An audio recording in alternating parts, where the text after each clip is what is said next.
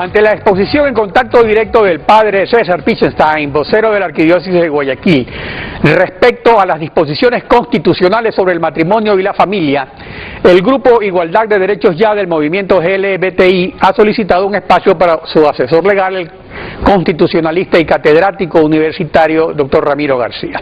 O sea, esto no es un derecho a la réplica porque el padre Pichenstein no ha ofendido ni tampoco se ha referido a nadie con información falsa o incorrecta. Es simplemente un espacio para analizar la propuesta del matrimonio gay en el Ecuador, sobre lo cual la Iglesia Católica tiene una posición que es la que consta en la Constitución de Montecristi. Doctor García, buenos días, bienvenido a Contacto Directo. Buenos días, muchas gracias por la invitación. Usted señala que la definición de matrimonio que consta en el inciso segundo del artículo 67 de la Constitución de Montecristi es un retroceso a la definición de matrimonio que constaba en el artículo 37 de la Constitución de 1998. ¿Por qué? Bueno,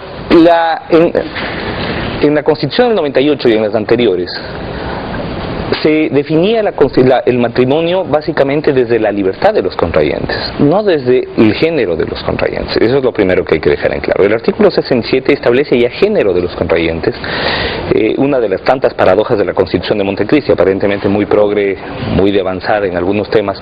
En este tema, sin duda, un retroceso. Pero más allá de que se diga hombre y mujer, la pregunta es cómo interpretar esa disposición constitucional. Si hay algo que está absolutamente claro para el derecho constitucional actualmente, es que un artículo de la Constitución no puede ser interpretado desde su propio texto solamente, sino en el contexto de todo el marco constitucional. Y el artículo 11 nos establece las reglas de interpretación. El 11.5 nos dice claramente que debe interpretarse, que toda interpretación debe ir hacia una mayor progresión de derechos. Pero por otro lado, el 11.2 también nos establece la igualdad y el que no puede existir discriminación en el ejercicio de un derecho. Otra cosa que se debe dejar en claro, el derecho no es un ente petrificado, el derecho está en constante evolución. Hemos visto cómo el derecho constitucional ha ido evolucionando en los Estados Unidos, en Europa, en los países, digamos que jurídicamente más avanzados del ámbito occidental.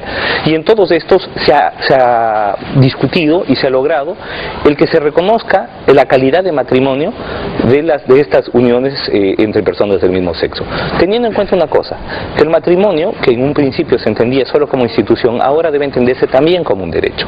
Y ese es el gran paso. Interesante. Usted justamente señala lo de la interpretación de la Constitución. La propia Constitución dice que prevalecen sobre la Constitución los tratados internacionales de derechos humanos. Justamente. El movimiento LGBTI generalmente respalda sus afirmaciones sobre el matrimonio homosexual en las declaraciones de derechos humanos, pero resulta que la Convención Americana de Derechos Humanos, en su artículo 17, protección a la familia, dice lo siguiente, numeral 1, dice: la familia es el elemento natural y fundamental de la sociedad y debe ser protegida por la sociedad y el Estado. Numeral 2, se reconoce el derecho del hombre y la mujer a contraer matrimonio y a fundar una familia. Por supuesto. Y la Declaración Universal de Derechos Humanos de Naciones Unidas, en su artículo 16, establece, numeral 1, los hombres y las mujeres a partir de la edad núbil tienen derecho sin restricción alguna por motivo de raza, nacionalidad o religión a casarse y fundar una familia. El numeral 3, la familia es el elemento natural y fundamental de la sociedad y tiene derecho a la protección de la sociedad y el Estado. Entonces las declaraciones de derechos humanos se basan en el derecho natural. Y también las religiones, los católicos, los musulmanes, los protestantes, las nacionalidades indígenas. Entonces, en este caso es la Pachamama, la madre naturaleza, Alá, Jehová, el que ha definido la situación por las leyes de la naturaleza. Entonces, por ejemplo, los cambios de sexo, la vaginoplastia puede transformar el pene de un varón en una vulva, pero no le puede hacer útero ni ovarios, que son los órganos reproductivos. Entonces, ¿por qué insistir en cambiar una definición legal que está dada por la naturaleza? A ver, vamos por partes. Ya. Primero, nosotros no tenemos ningún problema con el concepto de familia. Lo que sí me parece a mí, desde lo constitucional totalmente desdeñable, es que se quiera circunscribir el concepto de familia a hombre con mujer. Una cosa es que los hombres y las mujeres tienen derecho a contraer matrimonio. Sí, por supuesto. Los hombres y las mujeres tenemos derecho a contraer matrimonio y 15 años de casado. y he ejercido mi derecho. La pregunta es ¿por qué un hombre con otro hombre o una mujer con otra mujer no tienen ese derecho? En este caso estamos frente a ante un escenario claramente discriminatorio que atenta contra el 11.2 de la Constitución y contra los propios tratados y convenios que usted acaba de declarar. Recordemos, ya que se ha hecho referencia a la Convención Americana de Derechos Humanos, recordemos el fallo Atala Rifo versus Chile de la Corte Interamericana de Derechos Humanos, intérprete último de la Convención, en donde deja absolutamente claro que el concepto de familia no puede circunscribirse de ninguna manera a hombre y mujer. Y eso lo deja claro el intérprete máximo de la Convención Americana de Derechos Humanos. Me refiero a la Corte Interamericana de Derechos Humanos, caso Atala Rifo versus Chile. Otra cosa, no confundamos criterios justnaturalistas de interpretación con criterios religiosos de interpretación, que son dos cosas totalmente diferentes. El justnaturalismo se basa fundamentalmente en considerar que existen estructuras suprajurídicas que permiten la interpretación, lo cual no necesariamente implica acudir a Dios o a criterios naturales a los que ya nos vamos a referir. Primero hay que entender que estamos en un Estado laico. Y eso es fundamental. Por lo tanto, los conceptos religiosos, por respetables que estos fueran, no pueden constituir una forma de precedente jurídico. En efecto, por eso nos referimos a los derechos humanos que son de carácter universal. Justamente, los derechos humanos de carácter universal nos establecen primero y sobre todo la igualdad y no discriminación. Ninguna persona puede ser discriminada en cuanto a su ejercicio de derechos por su orientación sexual. En este caso... Pero ¿qué hay la diferencia? En cuanto al matrimonio se establece claramente en las dos declaraciones que es entre hombre y mujer. ¿No? Y que es para procrear. Con todo respeto, no. Los tratados... ¿A qué momento habla de la procreación? Es que yo voy a ir a la otra parte... En ninguna parte habla de procreación. A la otra parte que se refiere a la discriminación. Porque si fuera... O sea, 2 segundos, Alfredo. Si se circunscribe el matrimonio a la procreación, entonces también sería ilegítimo el matrimonio entre dos personas que ya no estén en edad de procrear o que físicamente no puedan procrear. Esto sería una locura. Es decir, uno de los postulados... No, sí, es decir, dos personas de 70 años que deciden casarse, evidentemente no pueden procrear. Por lo tanto, de acuerdo a esas premisas, no podrían casarse. Eso no tiene lógica. El matrimonio es un derecho, y es un derecho que debe ser ejercido en libertad y sin discriminación, sin ámbitos de discriminación. No, pero vamos a la cuestión de las discriminaciones en la Convención y en la Declaración Universal de Derechos Humanos a que usted hace referencia, de ninguna manera se circunscribe a hombre con mujer. Habla de que hombres y mujeres tendrán derechos, sí, por supuesto, pero no dicen que uno puede ser hombre con hombre o mujer con mujer. Si quisiera decir lo que usted dice, lo hubiera dicho como lo decía el artículo de la Constitución del 98. Lo que pasa es que los tratados no dicen eso. Hay otra cosa que son las declaraciones sobre identidad de género de Naciones Unidas y de la OEA, que se refieren a leyes y prácticas discriminatorias y actos de violencia cometidos contra personas por su orientación sexual e identidad de género. O sea, el derecho a no ser discriminados en el trabajo, en la salud, en la educación, en las libertades de expresión, de reunión, de asociación, incluso discriminaciones en las familias que los someten a tratamientos médicos, en la misma comunidad, para impedir que las personas lesbianas, gays, bisexuales o trans gocen de todos los derechos humanos. Entonces es otra cosa. O sea, todos esos abusos deben ser combatidos. Hablemos de la Convención. Incluso fíjese, la Comisión Interamericana de Derechos Humanos tiene un relator para los derechos humanos de los LGBT. Sí, a ver, justamente hablemos del sistema interamericano de derechos humanos. El sistema interamericano de derechos humanos está compuesto por la Comisión y la Corte Interamericana, ¿verdad? Se basan fundamentalmente en la Convención Americana de Derechos Humanos. La Convención, como toda convención y tratado, es un conjunto de normas generales que requieren de interpretación a efecto de poder ser adecuadamente aplicadas. A partir de Almonacid Arellano versus Chile, 2006, la Corte Interamericana de Derechos Humanos establece el control de convencionalidad, es decir, la obligación de que todos los actos, normas de un Estado suscriptor, como es el Ecuador, tienen que adecuarse a los estándares de la Convención establecidos por la Corte Interamericana. Y esa ha sido, por ejemplo, una de las peleas en materia de libertad de expresión.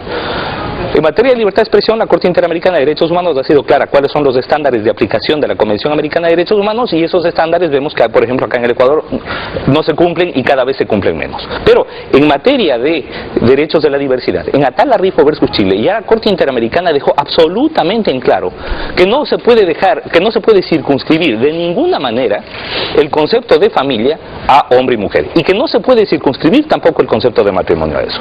Eso ya lo dejó totalmente en claro. Por otro lado, el considerar a la homosexualidad como una desviación, por ejemplo, eso resulta ya totalmente superado. La pregunta es por qué la pregunta es por qué el matrimonio. Como constitucionalista plantea es una redefinición. Ya quisiera que fuera un planteamiento mío. Yo lo que hago es recoger un planteamiento del derecho constitucional que desde hace más de 30 años. Es suyo, pero como estamos hablando aquí entre los dos, entonces estoy refiriéndome a eso. Pero ¿qué es lo que resulta? Que plantear una redefinición, plantear hacer un cambio que existe desde hace más de 2000 años. Sí. Ha sido para procrear y vivir juntos. Ahora, ¿qué es lo que pasa? Que el artículo, usted lo que está hablando es de interpretar la Constitución, o sea, una redefinición a partir de una interpretación. Pero ¿qué es lo que dice la Constitución de Montecristi? En su artículo 68 establece que la unión estable y monogámica entre dos personas libres de vínculo matrimonial que formen un hogar de hecho por el lapso y bajo las condiciones y circunstancias que señale la ley, generará los mismos derechos y obligaciones que tienen las familias constituidas mediante matrimonio. Eso no se discute. El inciso segundo agrega: la adopción corresponderá solo a parejas de distintos sexos. Eso es otro tema que algún rato voy a conversar. Pero es que eso es, por un lado existe el matrimonio, que es entre un hombre y una mujer, como hablábamos al comienzo, y por otro lado existe esta unión del mismo sexo, o sea, eso ya existe. O sea, ¿por qué es la insistencia en que dentro del matrimonio existe esta unión, cuando esta unión ya existe? Es simplemente otro contrato al que hay que darle otro nombre. Si bien las cosas tienen una definición, o sea, una mano es una mano, un periódico, un papel es un papel. Entonces el matrimonio es eso y la unión de hecho otra cosa. A ver, diferenciemos un par de cosas. Sí, es verdad que la unión de hecho entre personas del mismo sexo existe. Es verdad que el matrimonio desde hace miles de años ha tenido una concepción originalista, concepción que justamente ahora se la pone en duda, se la replantea en base de los cambios de la sociedad. Vuelvo e insisto, lo que dije desde un inicio, a las instituciones jurídicas no se les puede entender como entes petrificados, que están ahí escritos en piedra por un dedo de Dios y entregados en el monte Sinaí. No, a ver, tienen que ir cambiando. Lo mismo dice Galo Mora sobre la división de poderes, entonces. ¿Perdón? Lo mismo dice Galo Mora sobre la división de funciones. Vea, el problema es que Galo Mora está yéndose en contravía de hacia dónde va el derecho constitucional. Es verdad que ya se planteaba superar a Montesquieu, pero hacia una mayor división de funciones del Estado. Por ejemplo, en Europa se está cuestionando el que la educación sea parte del Ejecutivo, porque eso puede implicar un adoctrinamiento ideológico. Es decir, en línea totalmente a la inversa. Ahora, claro, Galo Mora lo que plantea es eliminemos la división de funciones y volvamos a Luis XIV. El Estado soy yo. No, a ver, eso es otra cosa. Acá lo que estamos planteando es la necesidad de que el derecho constitucional ecuatoriano se adecue, se actualice a los estándares del derecho constitucional mundial. El discutir, el querer petrificar la institución del matrimonio, partir de definiciones etimológicas, por ejemplo, si fuera así, ¿verdad? Como matrimonio viene de madre, si parto yo de esa definición etimológica, también debería prohibir de que la mujer testifique, porque usted sabe que testificar es dar fe con los testículos. Testigo es sinónimo de testículo, y a nadie se le ocurriría que la institución del testimonio tiene que adecuarse a lo que fue en la Edad Media. Bueno, doctor, en todo caso, lamentablemente se nos acabó el tiempo. Este es un tema planteado que yo creo que debe ser discutido, y en base a argumentos pueden decir que es una tendencia del constitucionalismo que se encuentra imperando. Además, ya hay 13 países que han acogido. 13 de 190 y pico. Sí, bueno, coincidencialmente los 13 jurídicamente más avanzados. Bueno, gracias por su participación en Contacto Directo. Gracias por la invitación. Son las 7 de la mañana con 51 minutos. Cuando regresemos en los deportes, los goles de nuestros compatriotas que se destacaron en el exterior al volver en el segmento deportivo. No se vayan.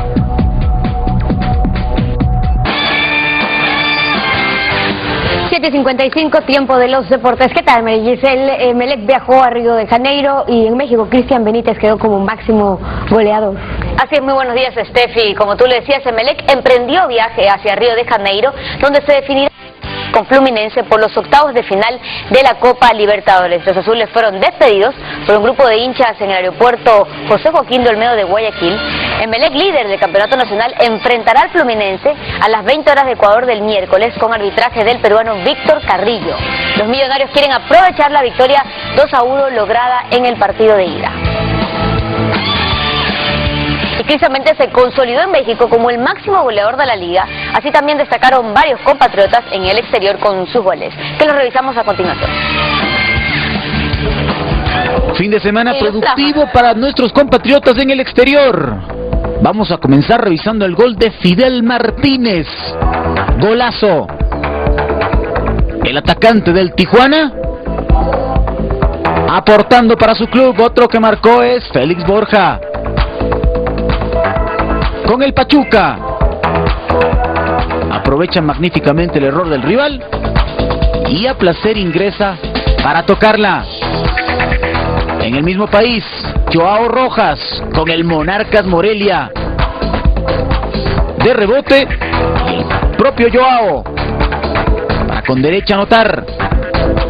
Algo de suerte en el mal rechazo defensivo, pero perfecta la ubicación del ecuatoriano. Cristian Benítez marcó, pero la jugada fue anulada por supuesta posición adelantada. Igual el Chucho se consolidó como máximo romperredes del fútbol azteca. Y cerramos revisando el tanto de Walter Chala, el joven tricolor que también marca la diferencia en Rusia. Barcelona y Real Madrid ganaron sus respectivos encuentros. Los azulgranas mantienen la ventaja con los salvos y se acercan a obtener un nuevo campeonato. Fútbol de España, Real Madrid que recibía al Valladolid, equipo que sorprende y se pone en ventaja con tanto de Óscar González. El empate llegó a través de Di María. Desvió la defensa, pero igual. Cristiano Ronaldo, el 2-1. Otra vez, a través de Guerra. Igual a la visita momentáneamente. Dos salvos arriba con Kaká, 3-2. Faltaría uno más. De Ronaldo. Victoria del Real Madrid, aunque al final con este soberbio tanto desastre acortaron distancias dos del Valladolid.